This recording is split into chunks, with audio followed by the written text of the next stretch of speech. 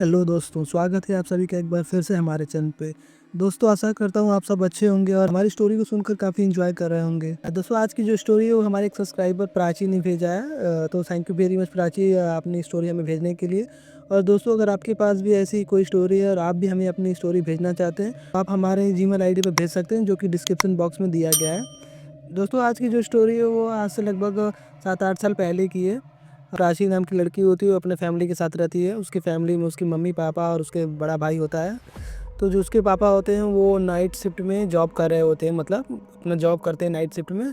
और जो उसका भाई होता है वो बड़ा होता है उससे, तो वो अपना पढ़ाई कर रहा होता है। उसके बाद पार्ट टाइम कुछ जॉब भी करता है नाइट में, क्योंकि प्राची के घर के जो फाइनेंशियल कंडीशन थी थोड़ा सा ठीक नहीं थी, ऊपर नीचे होता रहता था। तो इसकी वजह से उसके भाई को भी पार्ट टाइम जॉब करना होता था। तो उसके भाई का भी रूटीन कुछ ऐसा ही था कि वो दिन में अपना पढ़ाई वगैरह करता था, कॉलेज जाता था और शाम को आ करके अपना पार्ट टाइम जॉब करता था। उसके बाद रात को घर आके खाना वाना खा के सो जाता था।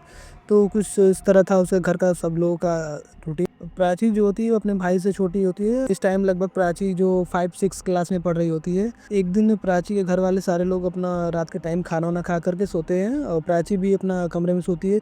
प्राची जो होती है अपने भाई के साथ अपने एक ही कमरे में सोती थी और उसके मम्मी पापा जो थे अपने एक कमरे में सोते थे। तो रात को प्राची सोई होती है, तो रात के करीबन 12 या 12:30 बजे के आसपास तो अपना प्राची सोई होती है अपने भाई के साथ। तो अचानक से उसका भाई जो है चिल्लाने लगता है। तो प्राची बगल में ही सोई होती है, तो उसकी नींद अचानक से खुल जाती है और जाकर देखने लगती है उठ करके। तो देखती है प्राची कि उसका भाई नींद में होता है, आंखें उसकी बंद होती है और वो काफ़ी तेज़ से चिल्ला रहा होता है, हाथ इधर उधर पूरा फेंक रहा होता है। तो प्राची को समझ में नहीं आता कि उसका भाई क्या कर रहा है। तो प्राची अपने भाई को जगाती है, तो कहती है भाई उठो उठो, ये क्या कर रहे हो। तो उसका भाई जो उठ जाता है, जग जाता है। तो वो पूछती है उसने भाई से कि क्या कर रहे हो तुम, ऐसा चिल्ला क्यों रहे। तो बोलता है कुछ नहीं, ऐसा ही, मतलब ऐसे ही, कोई दिक्कत नहीं, सो जा तुम। तो फिर वो दोनों लोग सो जाते हैं अपना। तो अगले दिन जब सुबह होती है तो प्राची जो अपने मम्मी और पापा से इसके बारे में बात करती है, बताती है कि रात के टाइम पे भाई अचानक से चिल्लाने लगता है। और उसके बाद मैं जब उसको जगाती हूँ तो वो बोलता है कि कुछ नहीं, कोई दिक्कत नहीं, ऐसा ही था। और फिर सब लोग सो जाते हैं। तो उसके मम्मी पापा बताते हैं प्राची को कि वो कोई दिक्कत नहीं है, वो एक सपना आता है कभी कभी, कोई बुरा सपना आया होगा उसको, इसकी वजह से वो चिल्ला रहा होगा और कोई दिक्कत नहीं है। और सारे लोग उस बातों को इग्नोर कर देते हैं। लगभग 1 हफ्ते के बाद फिर से प्राची अपने भाई के साथ सोई होती है और उस रात में भी उसका भाई अचानक से ही चिल्लाने लगता है और उसकी आंखें बंद होती है। प्राची फिर से जग जाती है और फिर से देखती है कि उसका भाई काफ़ी तेज़ी से चिल्ला रहा है और वहाँ तो इधर उधर पूरा कर रहा है। तो प्राची फिर से अपने भाई को जगाती है, तो फिर से भाई वो उसका कहता है कि कोई दिक्कत नहीं है और ऐसा ही सपना आया था, मुझे कुछ याद नहीं है। फिर से वो लोग सो जाते हैं। फिर अगले दिन सुबह होती है, फिर प्राची अपने मम्मी पापा से इसके बारे में बात करती है कि भाई को आज फिर से, कल रात को फिर से ऐसा ही आया था। तो मम्मी पापा वो भी बोलते हैं वो कभी कभी होता है, वो सबके साथ होता है, तुम टेंशन मत लो, उसे कोई दिक्कत नहीं है। फिर से वो लोग इस चीज़ को इग्नोर कर देते हैं। अब ये जो प्राची के भाई का रात को जगकर चिल्लाने का जो सिलसिला था धीरे धीरे बढ़ने लगा था। पहले ये 1-2 हफ्ते के बाद ऐसा कुछ होता था, अब तो ये 3-3 4-4 दिन के अंतर पे ऐसा होने लगा। तो जो प्रॉब्लम काफ़ी ज़्यादा बढ़ गई थी।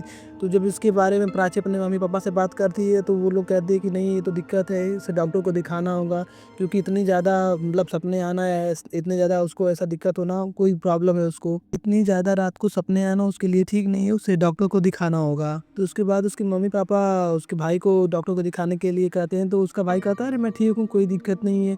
वो कहता है मुझे खुद ही कुछ याद नहीं है कि मैं क्या होता है मेरे साथ क्या नहीं होता है, मुझे कोई दिक्कत नहीं है। उसके मम्मी पापा ज़्यादा जिद करते हैं तो वो कहता है ठीक है मैं दिखा दूंगा। तो सारे लोग डॉक्टर के पास जाते हैं, तो डॉक्टर को बहुत सारी बातें बताते हैं। तो डॉक्टर उसको देखने के बाद कहते हैं कि इसे कोई दिक्कत नहीं है, ठीक है, थोड़ा सा ये स्ट्रेस और टेंशन ज़्यादा लेता है, इसके वजह से इसको ऐसा कुछ हो रहा है, इसकी नींद अच्छे से पूरी नहीं हो पा रही है, ये नींद कम ले रहा है, इसको उसे ऐसा ऐसा दिक्कत हो रहा है। तो डॉक्टर उसको रिकमेंड करते हैं कि तुम अच्छे से नींद लो, टेंशन मत लो, और कोई दिक्कत नहीं है, सब सही हो जाएगा, तुम टेंशन मत लेना आपसे।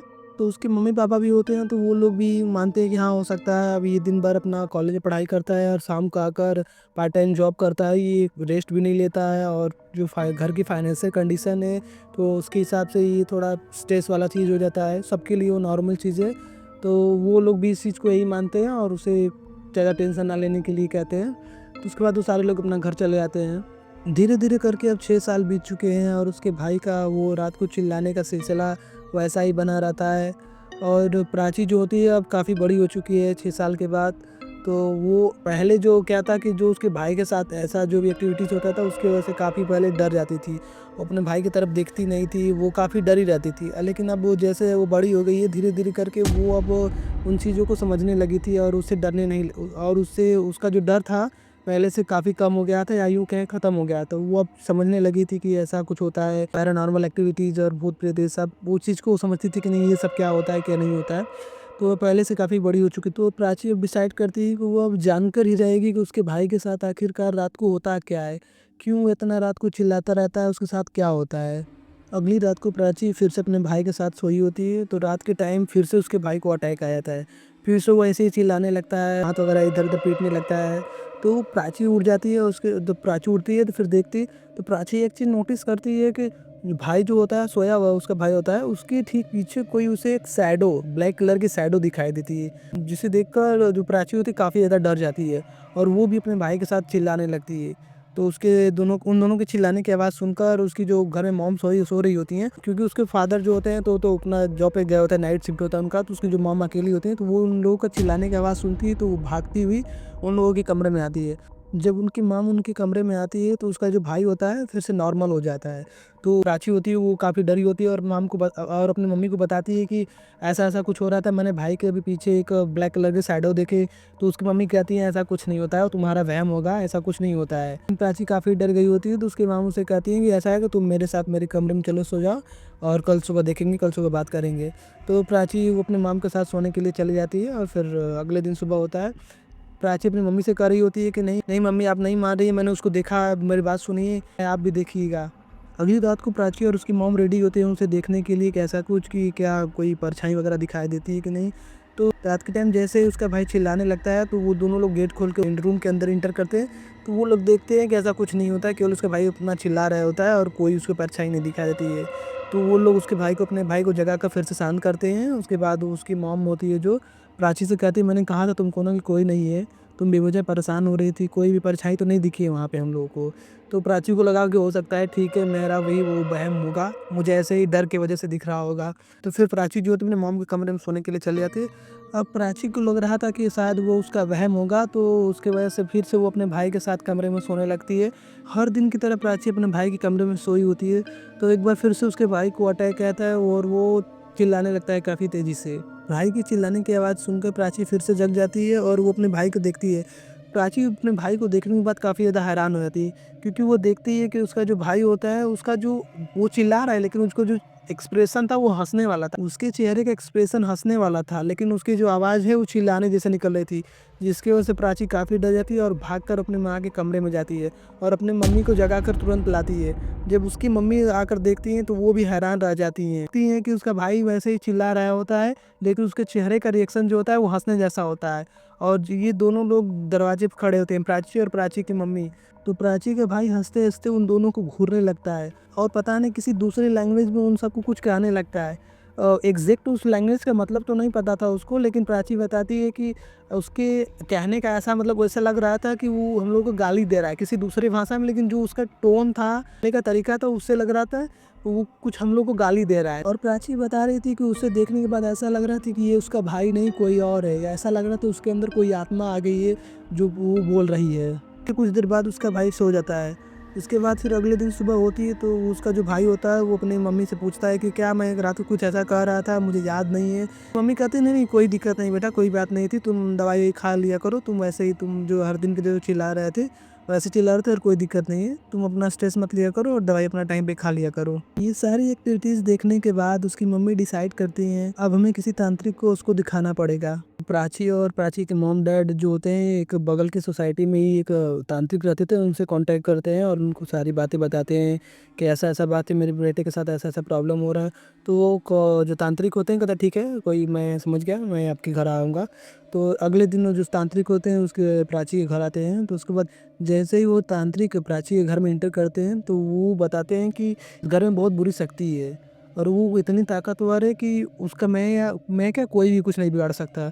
तो आपके लिए अच्छा यही होगा आप इस घर को जल्दी से जल्दी छोड़ दीजिए, क्योंकि वो आपके बेटे के साथ काफ़ी लंबे समय से है, जो भी बुरी शक्ति है वो बहुत लंबे समय से आपके बेटे के साथ है और ये कहते हैं कि अगर कोई भी आत्मा या कोई बुरी शक्ति अगर किसी एक जगह पे काफ़ी लंबे टाइम तक रहे तो वो काफ़ी ज़्यादा स्ट्रांग हो जाती है, मतलब उस जगह पे उसका जो मतलब पावर होता है काफ़ी बढ़ जाता है। तो इसकी वजह से मैं भी इसका कुछ नहीं कर सकता, आप यही है बेटर आपके लिए होगा कि आप इस घर को छोड़ दीजिए और कहीं दूसरी जगह शिफ्ट हो जाइए। तो जो घर वो लोग रह रहे होते हैं जिस घर पे उसकी फैमिली वाले प्राची के, तो वो घर भी वैसे भी वो घर रेंट पे होता है। तो और उन लोगों के पास कोई ऑप्शन भी नहीं बचता है कि इस घर के मतलब कुछ और भी करें। तो वो लोग उस घर को छोड़ने का डिसाइड करते हैं, उसके बाद फिर कहीं दूसरी जगह पे शिफ्ट हो जाते हैं। जो प्राची और उसके घर वाले जिस जगह पे शिफ्ट हुए होते हैं नए घर में, ये घर जो होता है उस पुराने वाले जहाँ पे वो लोग रहते थे उससे काफ़ी दूर होता है, मतलब एक अलग स्टेट में होता है।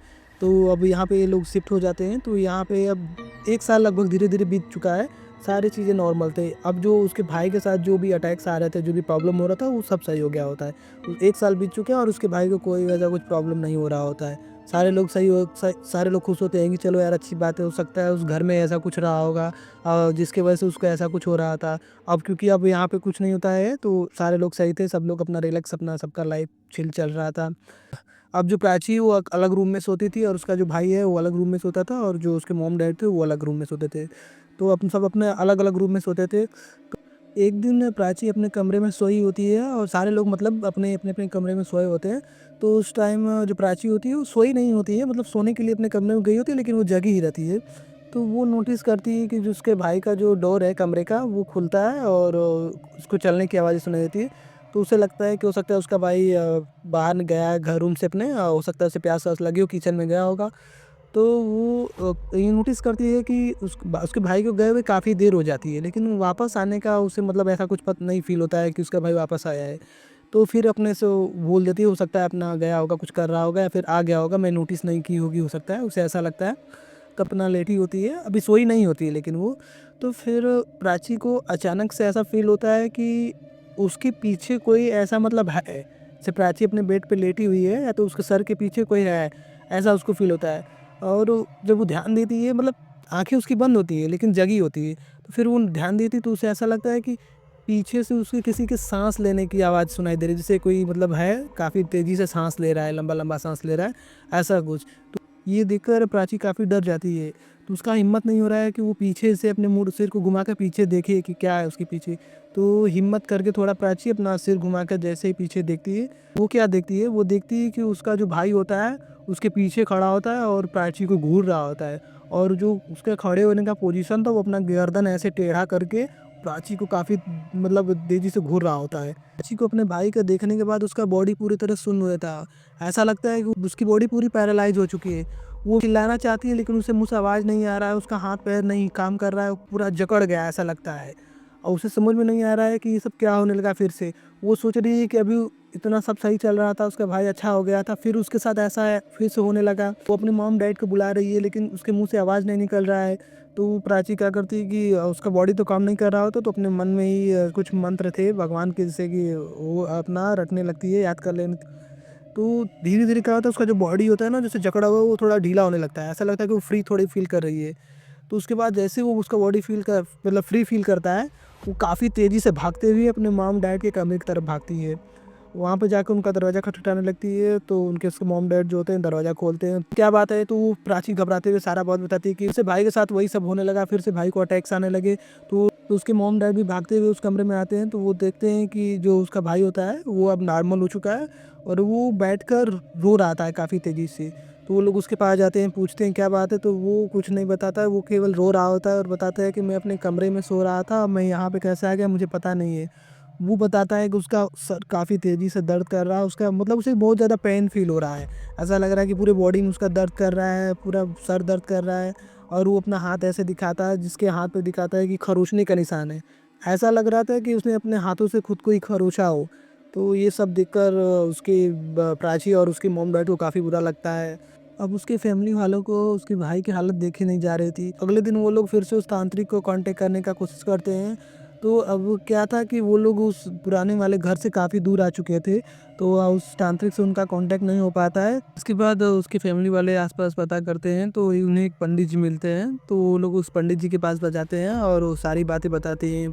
शुरुआत से कि उसके बेटे के साथ ऐसा-ऐसा कुछ हो रहा था। तो पंडित जी सारी बातें सुनते हैं, उसके बाद कहते हैं कि ठीक है, मैं आपके घर आता हूँ। अगले दिन पंडित जी प्राची के घर आते हैं और उसके बाद वो प्राची के भाई से बात करते हैं और उससे पूछते हैं कि तुम्हें क्या उसके बारे में कुछ पता है? तो क्या तुम बता सकते हो कि तुम्हारे साथ ऐसा-ऐसा कुछ हो रहा है, तो तुम्हें इसके बारे में कुछ याद हो या ऐसा कुछ कि कभी तुम्हारे साथ ऐसा कुछ हुआ हो, कभी गलत या ऐसा कुछ? तो वो कहता है नहीं, मुझे कोई याद नहीं है, मुझे कुछ पता नहीं है, मैं तो सब नॉर्मल है, मैं तो कहीं ऐसा कुछ नहीं था। तो वो बोले कि वो अजीब-अजीब सी भाषा बोलते हो तुम और कुछ तो तुम्हारा इससे रिलेशन होगा, याद करो ऐसा कुछ। तो उसका भाई बताता है कि मैं एक बार कॉलेज की ट्रिप में बंगाल गया हुआ था, तो वहाँ पे मैं रात के टाइम था, तो वहाँ पे मैं रात को गाड़ी चलाते हुए रोड से आ रहा था। काफ़ी ज़्यादा रात हो गई तो वहाँ पे एक लड़की को लिफ्ट चाहिए थी। वो मैं अकेला था, वो भी अकेली सा वो भी लड़की अकेली थी। तो वो लिफ्ट के लिए मुझे बोलती है, तो मैंने कहा तो ठीक है बैठ जाओ, तो वो मेरे साथ बैठती है। तो उसे अपने घर जाना था, तो मैं अब उसको साथ बैठाकर गाड़ी चलाने लगता हूँ। तो कुछ दूर जाने के बाद जब उसका घर आ जाता है, तो मुझे कहती है कि गाड़ी रोक दी, तो मैं गाड़ी रोकता हूँ, वो उतर जाती है बाहर। तो जब मैं जाने वाला था, तो वो लड़की मुझे कहती है कि आप जा रहे हो आगे ठीक है, लेकिन ये थोड़ा रास्ता ठीक नहीं है, तो आप पीछे मत देखिएगा मुड़ के। तो मैंने कहा ठीक है, कोई बात नहीं, नहीं देखूँगा, उसमें क्या है। उसके बाद मैं अपना आगे जाने लगता हूँ, तो थोड़ी दूर आगे जाने के बाद मुझे ख्याल आता है कि यार मैंने उस लड़की को जहाँ पे ड्रॉप किया हूँ, वहाँ पे तो कोई घर ही नहीं है और वो लड़की बता रही थी कि मुझे अपने घर जाना है। तो फिर से वो पीछे मुड़ के देखने लगता है। लेकिन मैं जब उस लड़की को अपने गाड़ी में बैठा रहा था, तो ऐसा नहीं था कि वो लड़की कोई अजीब-सी थी या फिर बहुत ज़्यादा वो सफ़ेद साड़ी पहने हुए थी या ऐसा कुछ नहीं था, सब नॉर्मल था। तो मैं फिर अपना वापस चल आता हूँ अपने घर। बंगाल से आने के बाद से तब से मेरे साथ ऐसा प्रॉब्लम हो रहा है। तो पंडित जी बताते हैं कि तुम्हारे ऊपर जो एक आत्मा का साया है, तुम्हारे बॉडी में एक आत्मा रहती है जो कि काफ़ी ज़्यादा पावरफुल है। और ये जो है उस दिन तुम गलती कर दिए थे, जो पीछे ने तुमको मना की थी उस लड़की ने देखने के लिए, लेकिन तुमने पीछे लौटकर मतलब पीछे मुड़कर देख लिया था। या उसी की वजह से ऐसा कुछ हुआ है। आत्मा है वो काफ़ी ज़्यादा पावरफुल हो चुकी है, क्योंकि ये तुम्हारे बॉडी में काफ़ी लंबे समय से है। तो ये जो है ऐसे जाने वाली चीज़ नहीं है कि मैं तुम्हारे ऊपर गंगा जल छिड़क दे रहा हूँ या फिर कोई कुछ मंत्र वगैरह पढ़ दे रहा हूँ। ऐसे करने से ये जाने वाली नहीं है। इसके लिए मुझे एक हवन करना होगा, क्योंकि ये बहुत ज़्यादा पावरफुल आत्मा है। जब ये सारी बातें पंडित जी उसके भाई से बता रहे होते हैं, तो अचानक से उसके भाई को फिर से वही अटैक आ जाता है। वो फिर से उसी तरह चिल्लाने लगता है और वो उसी तरह फिर से गर्दन अपना टेढ़ा करके काफ़ी ज़्यादा गुस्से में हँसने लगता है। और उसके बाद काफ़ी ज़्यादा फिर रोने लगता है, फिर हँसने लगता है, अजीब-अजीब सी हरकतें करने लगता है। और वो ऐसा लगता है कि वो किसी के ऊपर अटैक करने वाला होता है। तो जो पंडित जी आए होते हैं, उनके साथ 2 उनके चेले भी होते हैं, मतलब जो 2 लोग उनके जूनियर होते हैं, तो वो लोग भी उसके साथ होते हैं। तो वो क्या करते हैं कि उसके भाई को दोनों हाथों को पकड़ लेते हैं और कस के और उसे अपने जकड़ के रखते हैं। उसके बाद भी वो काफ़ी अजीब-अजीब हरकतें कर रहा होता है। कभी हँसने लगता है, कभी रोने लगता है, कभी अजीब-अजीब सी भाषा में कुछ कहने लगता है, गुनगुनाने लगता है। और जो उसके अंदर की आत्मा होती है, इतनी ज़्यादा पावरफुल होती है कि उसके दोनों हाथों को 2 लोगों ने पकड़ रखा था। उसके बाद भी वो उन लोगों को ऐसा लग रहा था कि मतलब उन लोगों को खींच लेगी अपने अंदर। तो उसके बाद पंडित जी जो होते हैं, वो कहते हैं कि ये बहुत पावरफुल आत्मा है, हमें अभी कुछ करना होगा। तो कहते हैं कि हमें अभी अपना ये जो हवन वाला सिस्टम है सब शुरू करना पड़ेगा। तो पंडित जी जो होते हैं उसके प्राची के घर में एक हॉल होता है बड़ा, तो उसी घर में अपना सब हवन करने के लिए सामग्री इकट्ठा करने लगते हैं, वहीं पे हवन अपना शुरू कर देते हैं। उसके भाई का इस तरह से बिहेवियर देखकर उसके घर वाले सारे लोग डर जाते हैं। लेकिन पंडित जी होते हैं जो हिम्मत करके अपना सब सारा काम अपना करने लगते हैं। तो वो जो हवन होता है काफ़ी लंबा चलता है, कई घंटों का हवन होता है, तो कई घंटों तक हवन वो चलता है। उसके बाद हवन ख़त्म हो जाने के बाद जो पंडित जी होते हैं वो एक ताबीज़ बनाते हैं और वो ताबीज़ को जैसे ही उसके भाई के गले में मतलब वो डालते हैं, वो भाई उसका जो भाई होता है फिर से नॉर्मल हो जाता है। फिर से वो मतलब नॉर्मल हो जाता है, पहले जैसा हो जाता है। फिर से वो अच्छे से बोलने लगता है। तो और जो पंडित जी होते हैं वो कहते हैं हम लोगों से कि ये जो ताबीज़ है इसके गले से नहीं उतरना चाहिए। और वो जो होता है उसके भाई उससे भी कहते हैं तुम भूल कर भी कभी भी अपने गले से इस ताबीज़ को मत उतारना। और उसके फैमिली वालों को भी उस पंडित जी होते हैं, तो उसके उनके फैमिली वालों को भी पंडित जी उनके राइट हैंड में एक धागा बांधते हैं। वो कहते हैं धागा ये खुल जाए भले, लेकिन इसकी गर्दन से जो ये ताबीज़ है ये नहीं निकलनी चाहिए, इसका आप लोगों को ध्यान रखना होगा। तो उसके बाद पंडित जी अपना सब कुछ करके चले जाते हैं। अब धीरे-धीरे 2 साल से ज़्यादा समय बीत चुका है। अब सब कुछ नॉर्मल चल रहा है। प्राची का भाई जो है वो अब बिल्कुल ठीक है, अब उसे कोई वैसा पहले जैसा नहीं हो रहा है उसके साथ वैसा कुछ भी इवेंट्स। और उसके बाद जो उसका भाई है अब वो फॉरेन में भी अपना जॉब करने लगा है, सबकी लाइफ अच्छे से चल रही होती है। प्राची बताती है कि उसके भाई से हर दिन उनकी बात होती है और उसका भाई अब सब कुछ ठीक है उसके भाई के साथ। वो बताती है कि उसका भाई अब हर हफ्ते मंदिर भी जाता है और पंडित जी जो है उसको कुछ मंत्र दिए थे, उन मंत्र को भी जाप करता है। उसका भाई पहले से काफ़ी अच्छा हो चुका है। प्राची और प्राची के माता पिता के मन में आज भी एक डर बना हुआ है कि हो सकता है फिर से वही सारी चीज़ें फिर से शुरू ना हो जाए, क्योंकि पहले भी उन लोगों ने अपने घर को दूसरे से घर में शिफ्ट किया था, तो 1 साल तक सब कुछ नॉर्मल था, लेकिन उसके बाद भी फिर से प्रॉब्लम शुरू होने लगे थे। तो उन्हें कहीं न कहीं ऐसा लग रहा था कि फिर से उनके साथ ऐसा कुछ ना होने लगे। लेकिन 2 साल से ज़्यादा समय बीत चुका था, अब तक सब कुछ सही चल रहा था। और वो ताबीज़ जो थी पंडित जी ने उसके भाई को दिया था, अब उसके भाई ने उस ताबीज़ को काफ़ी सँभाल कर रखता है और अपने गले में हमेशा पहने रखता है। अब प्राची बताती है कि उन लोगों की लाइफ़ में अब सब कुछ अच्छा चल रहा है। तो दोस्तों ये थी प्राची की खुद की अपनी स्टोरी है। दोस्तों अगर ऐसी भी स्टोरी आपके पास भी है और आप हमें भेजना चाहते हैं, तो आप हमारे जीमेल आईडी पर जाकर भेज सकते हैं, जो कि डिस्क्रिप्शन बॉक्स में दिया गया है। और आप लोगों में से जो भी हमारे चैनल पर नए हैं तो हमारे चैनल को सब्सक्राइब कर लीजिए और बेल आइकन को भी दबाना बिल्कुल ना भूलें। तो चलिए फ्रेंड्स, मिलते हैं किसी अगली वीडियो में अगली कहानी के साथ। तब तक के लिए goodbye and take care.